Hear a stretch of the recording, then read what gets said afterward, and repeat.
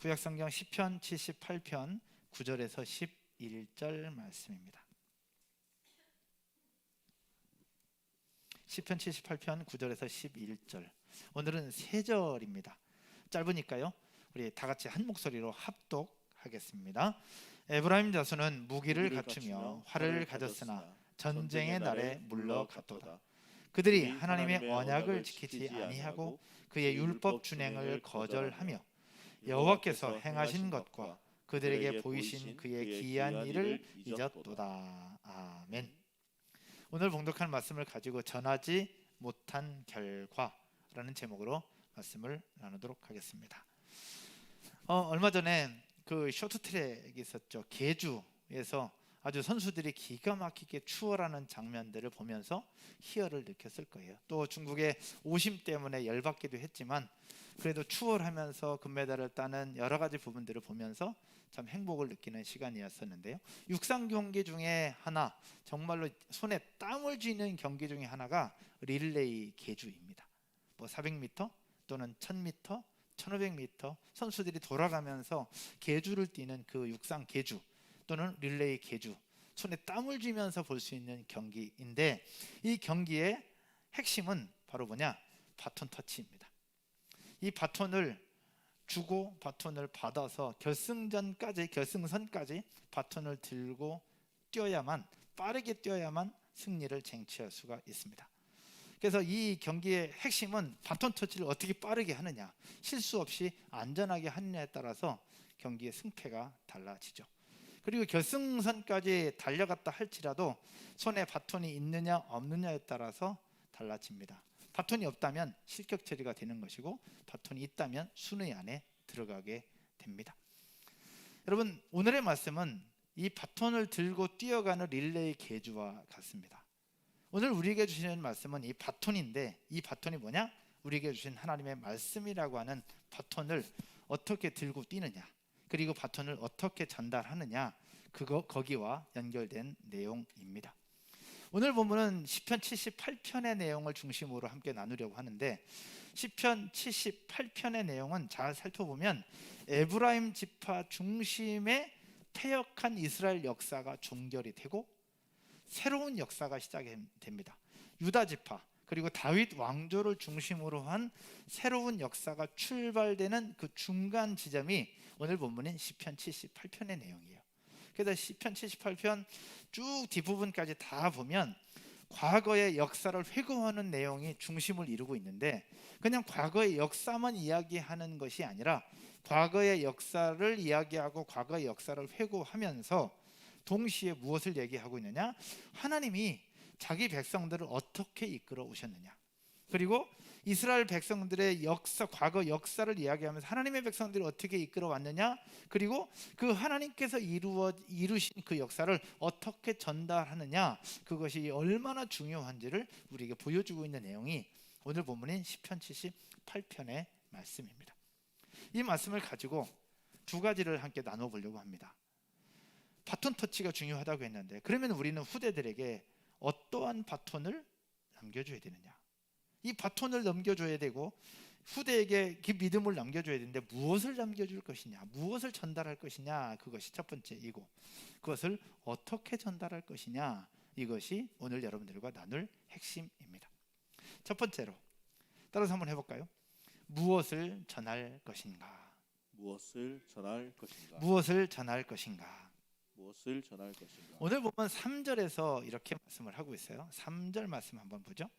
3절에 이렇게 말씀을 하고 있습니다. 이는 우리가 들어서 아는 바요, 우리의 조상들이 우리에게 전한 바라. 여기서 중요한 것이 있습니다. 우리가 들어서 아는 바다. 그러니까 들었다는 얘기고 들어서 알고 있다는 얘기입니다. 우리가 듣기 위해서는 누군가가 전했던 것이고, 그래서 우리는 알고 있는 거예요. 그리고 뒷부분에 보면 우리의 조상들이 우리에게 뭐 했다? 전한 것이다 라고 얘기를 하고 있는 거예요. 그러면 전했다고 하는데 뭘 전했느냐? 4절에서 이야기를 하고 있습니다. 무엇을 전했느냐? 4절 여러분의 목소리로 한번 읽을 때에 온라인으로 예배하시는 분들도 함께 한 목소리로 읽어보겠습니다. 다 같이요.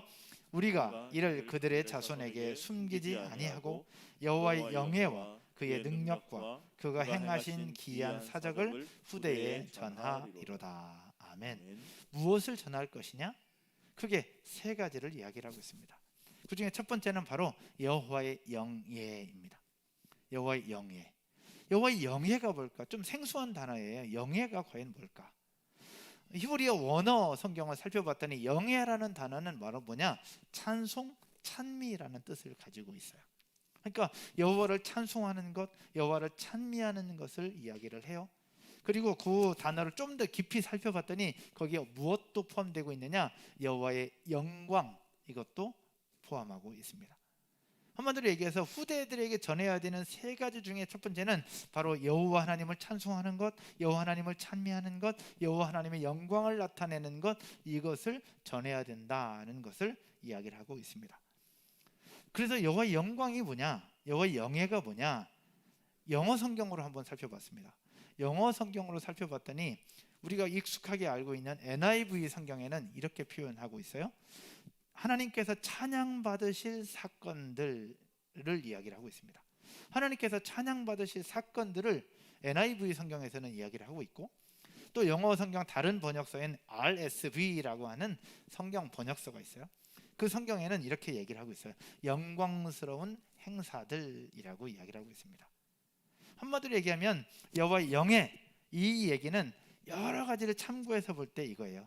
어떤 추상적인 개념으로 여호와의 영광을 나타냅니다, 여호와를 찬양합니다, 이것을 넘어서 무엇을 얘기하고 있냐? 실제적으로 하나님께서 우리에게 베풀어 주신 크고 위대한 사건들을 이야기를 하고 있는 겁니다.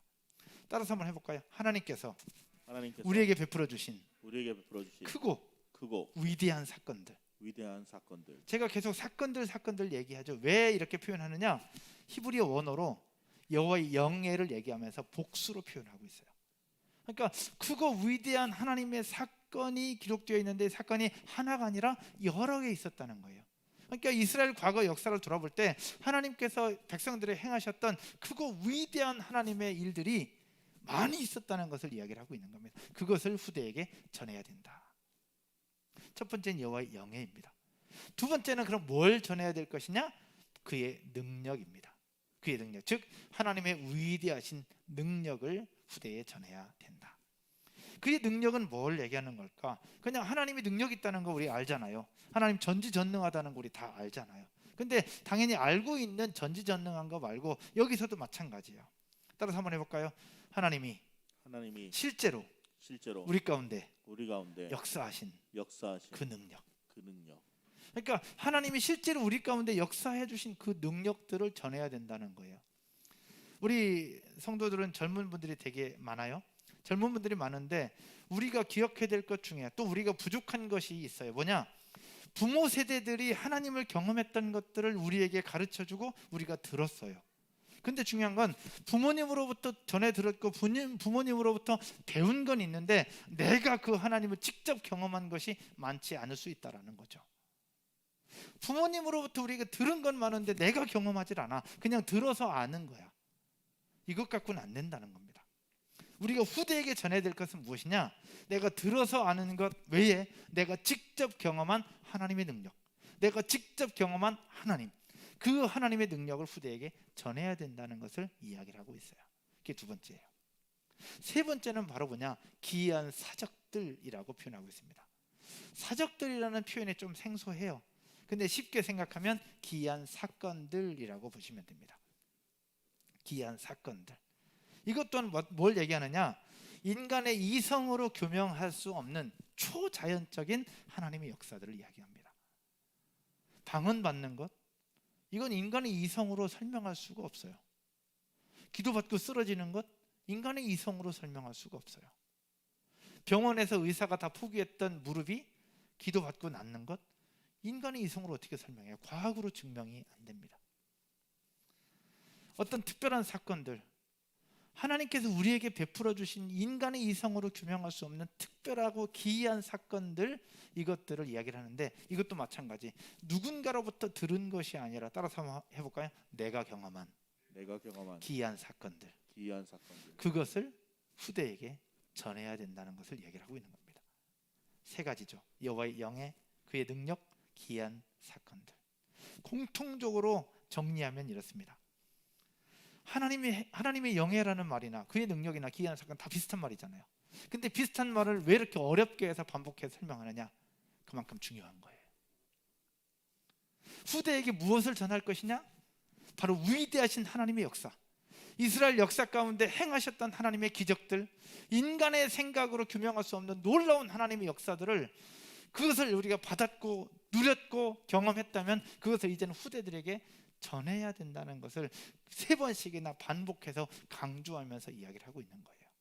사랑하는 여러분, 우리가 이곳에서 신앙생활을 할 수 있는 것, 우리 부모 세대들이 우리한테 그것을 남겨줬고 전해주셨기 때문에 이렇게 예배할 수 있다는 사실을 믿고 인정하며, 이제는 우리 세대를 넘어서 우리 후대들에게 그 하나님의 은혜와 역사들을 남겨주고 전달하는 저와 여러분 모두가 되기를 주님의 이름으로 축원드립니다. 오늘 유아 세례를 하는 것도 그 중에 하나입니다. 그냥 단순히 요식행위라고 생각하면 안 된다는 거예요. 어제 유아 세례 교육하면서 그랬습니다. 유아 세례는 보험 드는 게 아니다. 유아 세례 받았다고 다 잘 되는 것이 아니다. 유아 세례 받고 난 후에도 무신론자가 될 수도 있고 유신론자가 될 수도 있어. 그럼에도 불구하고 유아 세례를 하는 행위는 바로 우리에게 주신 그 믿음을 자녀들에게 전수하겠다고 하는 뜻이 유아 세례이라는 거예요. 그런데 이런 3가지를 이스라엘 백성들은 누렸고 경험했어요. 애굽을 지나오면서 하나님은 수많은 역사들로, 기이한 역사들로, 이루 말할 수 없는 하나님의 역사들로 보여주셨어요. 바다가 갈라지고, 강이 갈라지고, 바위에서 물이 나고, 만나가 떨어지고, 메추라기가 날아오고, 이 수많은 이적들을 우리가 어떻게 표현할 수 있겠어요? 그 백성들은 그것을 경험했어요. 그리고 계속해서 들었어요. 알았어요. 누구보다 그것을 알았고 지켜야 했고 또 후대들에게 전수해야만 했습니다. 에브라임 지파로 대표하고 있는 이 지파가 그 일을 행했어야 합니다. 그러나 그들은 본인이 들었고 알았으나 후대에 전하지 않아요. 그 결과 어떤 문제가 생겨나느냐? 오늘 본문 9절에서 말씀하고 있습니다. 오늘 본문 9절 다 같이 한번 읽어보겠습니다. 다 같이요. 시작.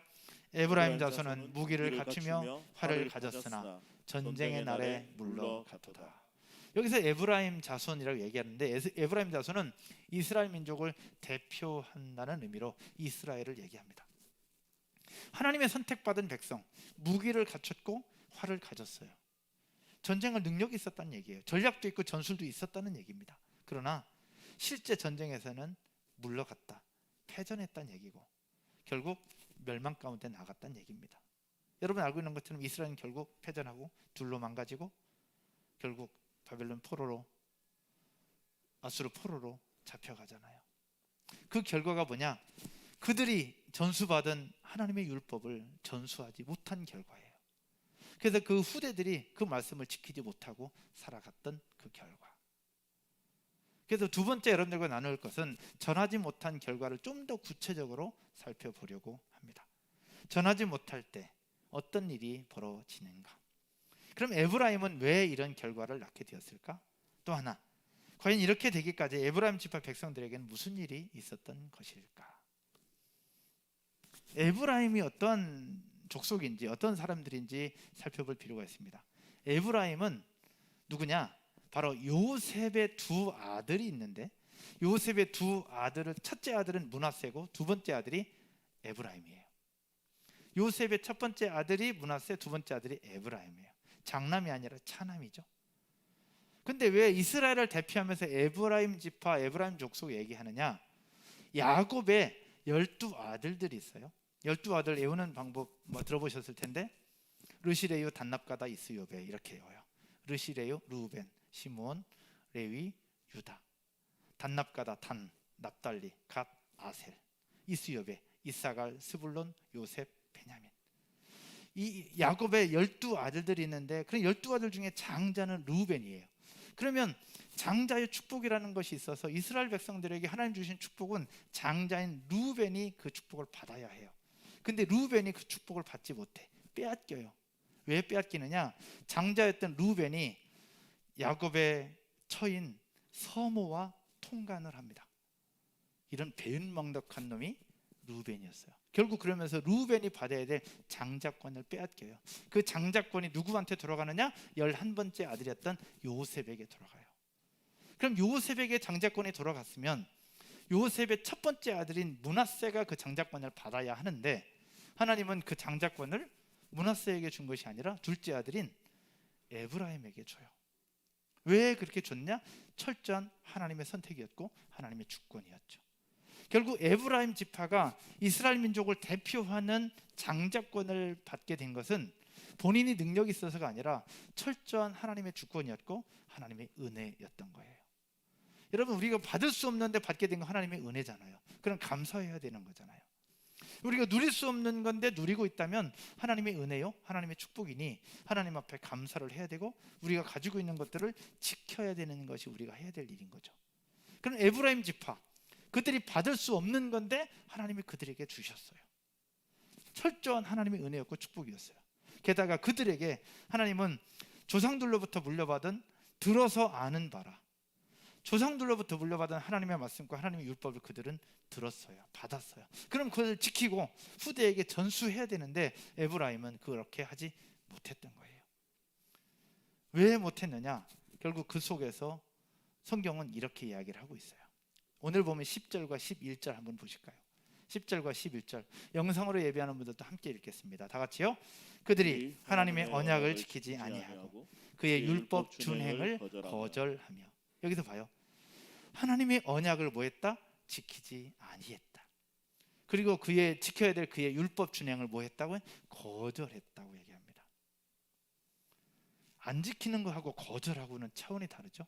근데 두 개가 다 이야기를 하고 있어요. 지키지 아니했다, 거절했다. 거기다가 한술 더 뜹니다. 11절입니다. 한 번 더 읽을게요. 여호와께서 행하신 것과 그들에게 보이신 그의 기이한 일들을 어떻게? 잊었도다. 망각해버립니다. 하나님이 주신 그 은혜들을 망각해요. 전수하지 못한 것도 잘못한 건데 그걸 아예 잊어버리고 마는 거예요. 하나님이 보실 때 어떠할 거예요? 이스라엘의 받아야 할 모든 축복을 에브라임 지파를 통해서 다 몰아줬는데, 네가 그 일을 감당하라고 줬는데 그것을 잊어버려요. 그리고 아예 지키지도 아니하고 거절합니다. 그 결과가 바로 조금 아까 봤던 9절의 말씀입니다. 9절. 결국 전쟁할 수 있는 힘도 무기도 가지고 있었으나 전쟁에서 패하게 되고 결국 나라가 두둥강나고 결국 포로로 잡혀가게 되는 쓰라린 패배를 경험하게 됩니다. 그것이 바로 전하지 못한 결과죠. 근데 여기서 그들이 하나님의 언약을 지키지 아니한 것이 왜 그렇게 중요한 문제가 되느냐? 여러분, 하나님과의 언약을 지키지 않은 것, 언약이라는 단어는 페리트라는 단어를 사용하고 있어요. 근데 페리트라는 단어의 어원을 찾아보면 빠라라는 표현인데, 빠라라는 표현은 하나님 앞에 드리는 제물이 있어요. 양이 있을 수 있겠고, 뭐 송아지가 될 수도 있겠고, 또 가난한 집에서는 비둘기가 될 수도 있겠죠. 이 하나님 앞에 드리는 제물을 반을 자를 때, 이 자르다는 표현이 바로 빠라라는 표현입니다. 그래서 이 하나님과 언약을 세운다는 것을 뭘 얘기하느냐?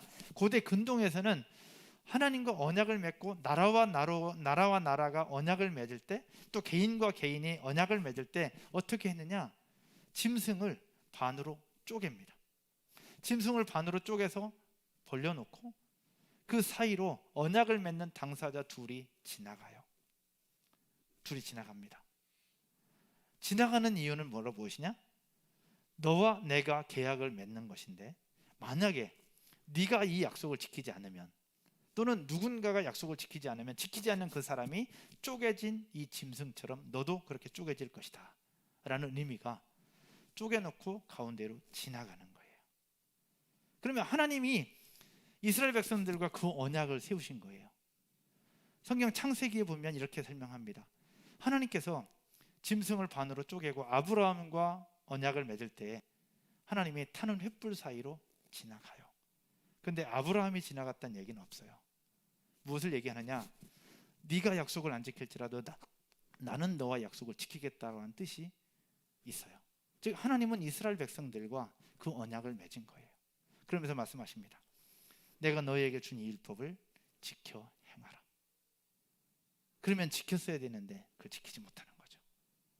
근데 지키지 못하는 것을 넘어서 오늘 본문에서 봤던 것처럼 그들은 그 율법을 거절합니다. 근데 이게 힘들어서 거절한 게 아니에요. 힘들어서 지키지 못한 게 아닙니다. 성경에서는 뭘 얘기하고 있느냐? 신명기 30장 11절에서 이렇게 설명을 해요. 신명기 30장 11절, 내가 오늘 내게 명령한 이 명령은 내게 무엇이 아니라 어려운 것이 아니라, 또 뭐가 아니라 먼 것도 아니라, 어려운 것도 아니고 먼 것도 아니라. 그런데 에브라임 지파들은 그것을 지금 지키지 아니하고 거절하고 있는 거예요. 그래서 오늘 본문 10절에서는 시편 기자가 아삽인데, 아삽이 이렇게 표현해요. 거절했다. 그리고 11절에서는 잊어버렸다라고 표현하면서 그 백성들을 강하게 질책하고 있는 부분들을 보여주고 있습니다. 결국 이스라엘 백성들이 애굽에서 나오는 과정 속에서 바로가 하나님의 명령을 거절하면서 결국 패망의 길로 접어들었던 것처럼, 이스라엘 백성들이 결국 하나님의 율법을 거절하면서 이스라엘 민족은 패망하게 되고 결국 두 나라로 분열되는 아픔을 경험하게 되었다라는 것을 보여주고 있습니다. 이것이 오늘 본문의 전체적인 내용인데요. 사랑하는 여러분, 하나님의 백성들에게 있어서 가장 큰 힘은 뭘까? 여러분, 하나님을 믿는 백성으로, 예수님을 믿는 백성으로 이 시대를 살아가는 가장 큰 힘이 뭘까? 돈, 지위, 명예, 권력 필요해요. 다 있어야 합니다. 근데요, 이런 것 외에 가장 필요한 것은 무엇이냐? 따라서 한번 해볼까요? 하나님을 알고 하나님을 기억하는 것.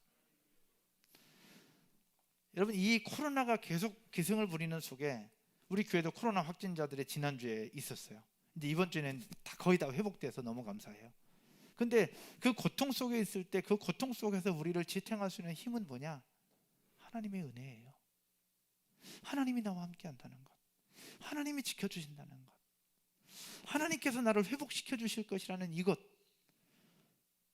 여러분, 코로나 걸려서 아파 죽겠는데, 열 끓고 있는데 돈이 무슨 소용이 있겠으며, 내 명예가 무슨 소용이 있겠으며, 내 지위가 무슨 소용이 있겠어요? 펄펄 끓는 그 속에서 나를 지탱할 수 있는 그 힘은 여호와 하나님이 나를 사랑하고 있고 여호와 하나님이 나와 함께하고 있다는 그 믿음, 그 확신, 그것이 바로 우리가 살아갈 가장 큰 힘이 된다는 사실 믿으시기를 주님의 이름으로 축원드립니다. 우리가 그 힘을 가지고 산다면 우리 자녀들에게, 우리 후대들에게도 그 힘을 남겨줘야 되는 거잖아요. 성경에서는 그걸 얘기하고 있는 거예요. 우리 후대들에게 그걸 남겨주라는 거예요. 그걸 전하라는 거예요. 근데 에브라임이 그걸 받았음에도 불구하고 그렇지 못하니까 결국 민족이 그렇게 되는 거잖아요. 사랑하는 여러분, 하나님의 말씀을 기억하는 사람이 하나님과 동행하는 사람입니다. 아멘이십니까? 따라서 한번 할까요? 하나님의 말씀을 기억하는 사람이 하나님과 동행하는 사람이다. 여러분, 하나님의 말씀이 있는 곳에 하나님의 역사가 있어요. 하나님 앞에 기도하는 사람만이 응답인 걸 아는 것처럼 하나님의 말씀이 있는 곳에 하나님의 역사가 있는 거고, 하나님과 동행하는 삶은 바로 하나님의 말씀을 묵상하는 사람이 하나님과 동행하는 사람이에요. 그러면 계속해서 하나님의 말씀을 기억해야 되잖아요. 근데 우리 인간은 망각의 동물이라 하나님의 말씀을 다 기억 못합니다. 가끔 제 딸 민서가 얘기해요. 아빠는 어떻게 성경을 다 알아? 몰라서 하는 소리죠. 제가 어떻게 성경을 다 압니까? 제가 딸에게 그렇게 얘기합니다. 아빠도 몰라. 그때그때마다 필요할 때마다 말씀을 찾는 거야. 검색도 하고 찾기도 하고. 우리는 망각의 동물이라 지금 대한민국에 있는 어떤 목사님도 성경을 다 암송하고 있는 분은 한 명도 없어요.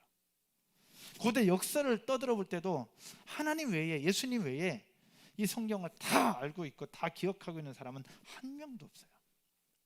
그럼에도 불구하고 하나님은 우리에게 말씀을 기억하라고 하잖아요. 어떻게 기억할 수 있을까? 내비게이터 선교에서는 말씀 암송 카드를 보급하고 또 배급하면서 말씀을 암송하도록 훈련을 해요. 그래서 그리스도인의 오후학신 5구절을 암송하게 하고 5구절이 넘어가면 12구절을 암송하게 해요. 그리고 여러분은 보셨던 것처럼 이렇게 돼가지고 반 접을 수 있는 조그만 카드로 내비게이터에서 나온 69절 암송 카드를 암송하게 하고 69절이 넘어가면 129절, 그리고 나서 189절입니다. 근데 여러분의 표정을 살펴보니 그냥 5구절만 외우면 되겠다, 이제 그런 생각이 듭니다. 네. 내비게이터에서는 5구절, 12구절, 그 다음에 129절, 189절 뭐 이렇게 쭉 외우도록 그렇게 하거든요. 근데 그 5구절 외우는 것도 쉽지는 않아요. 우리 베베 친구들 또 초등부 친구들에서 한 달에 한 절씩 암송하게 하는데 이것도 쉽지 않단 말이죠. 그러면 하나님의 말씀을 기억하며 살아야 되는데 기억해야 뭘 전수하거나 말거나 할 거잖아요. 그래서 이걸 어떻게 했냐? 우리가 할 수 있는 방법은 무엇이냐? 따라서 한번 해볼까요? 매일매일 한 부분씩 하나님의 말씀을 묵상하는 것이다. 그러니까 매일매일 한 부분씩 하나님의 말씀을 묵상하는 거예요. 이게 큐티죠. 우리가 성경을 배운다고 하고 성경을 묵상한다고 하고 하나님의 말씀을 따르고 산다고 하는데 일주일 내내 성경 한 장 들여다보지 않고 성경 한 절 보지 않으면서 무슨 하나님의 백성이라고 얘기할 수 있겠습니까? 그렇죠? 근데 그렇다고 해서 우리가 성경을 맨날 달고 살 수는 없어요. 다 먹고 사는 일도 있고 우리 생활도 있는데, 그래서 우리에게 필요한 것은 매일매일 하나님의 말씀을 읽고 묵상하는 큐티가 우리의 삶이 되어야 됩니다. 나 혼자 어려우면 우리 세론들과 함께 하는 것이고요. 또 우리 사랑하는 가족들과 함께 할 수 있는 것. 그래서 매일매일 말씀을 묵상하는 것이 하나님의 말씀대로 살아가고 말씀을 기억하는 첫 출발이죠. 마지막인 것을 기억하시기를 주님의 이름으로 축복합니다. 그러면 말씀을 기억하는 것은 그렇게 한다. 그럼 후대에게는 어떻게 말씀을 전수할 수 있을까? 후대에게 어떻게 전수할 수 있을까? 후대에게 말씀을 전하고 가르치는 방법들이 여러 방법들이 있어요. 저희 교회도 많은 분들이 자녀들에게 믿음을 양육하고 또 말씀을 가르치고 또 어떻게 하려고 노력을 굉장히 많이 하고 계십니다. 너무 고맙고 너무 감사합니다. 그런데 여기서 우리가 어른들이 실수하는 것 중에 하나가 있어요.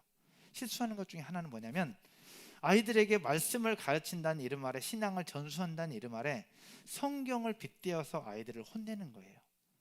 아이들이 잘못했을 때 성경을 들고 또는 성경 말씀을 인용해서 혼나는 것, 이거는 안 했으면 좋겠다는 거예요. 예를 들면 우리 아이가 거짓말을 했어. 걸렸어. 그러면 왜 거짓말했냐고 혼내면 좋아요. 혼내야죠. 당연히 혼내야지. 근데 이렇게 혼내는 겁니다. 십계명을 펴서 너 이웃에 대해서 거짓 증거하지 말라고 그랬는데 너 왜 이 말씀대로 안 지켜?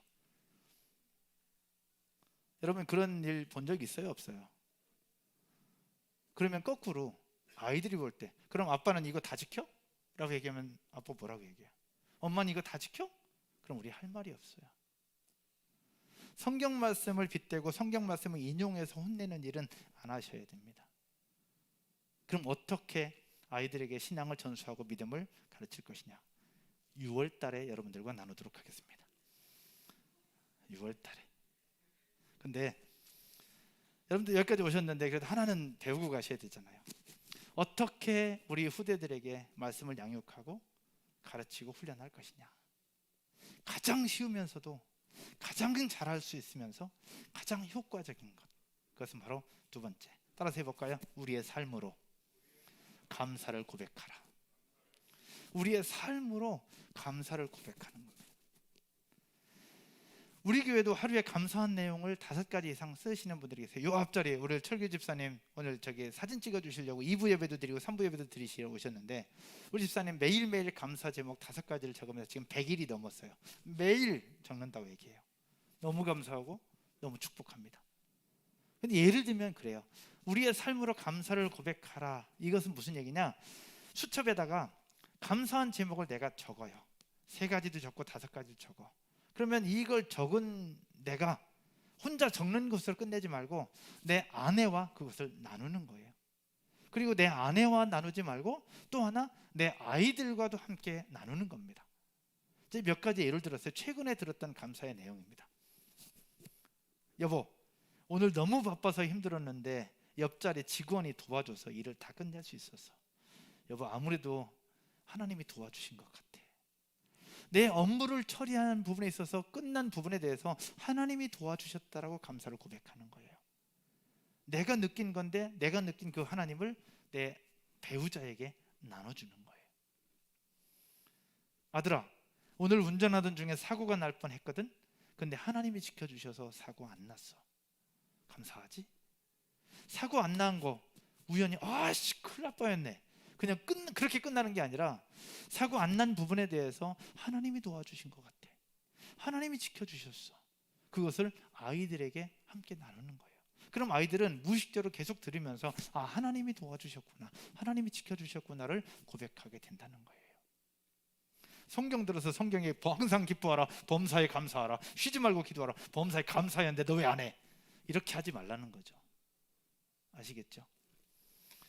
코로나 검사했는데 확진 받았어. 그래도 증상이 심하지 않아서 감사해. 하나님이 도와주신 것 같아. 그냥 내 감사 고백 속에 하나님을 계속해서 넣는 거예요. 2부 예배 드렸던 이성일 집사님이 지난 얼마 전에 고백하셨던 거예요.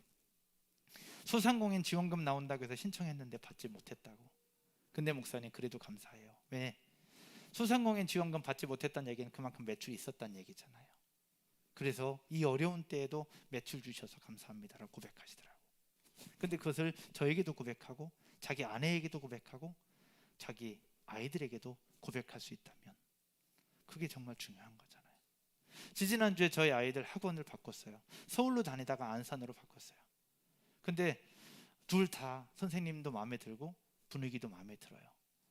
그래서 제가 그렇게 고백했어요. 얘들아, 학원 여기 너무 좋지 않냐? 근데 진짜 감사한 것 같아. 엄마랑 아빠랑 니네에게 맞는 학원 찾게 해달라고 얼마나 기도했는지 몰라. 근데 이 학원 찾게 된 거는 진짜 하나님의 은혜야.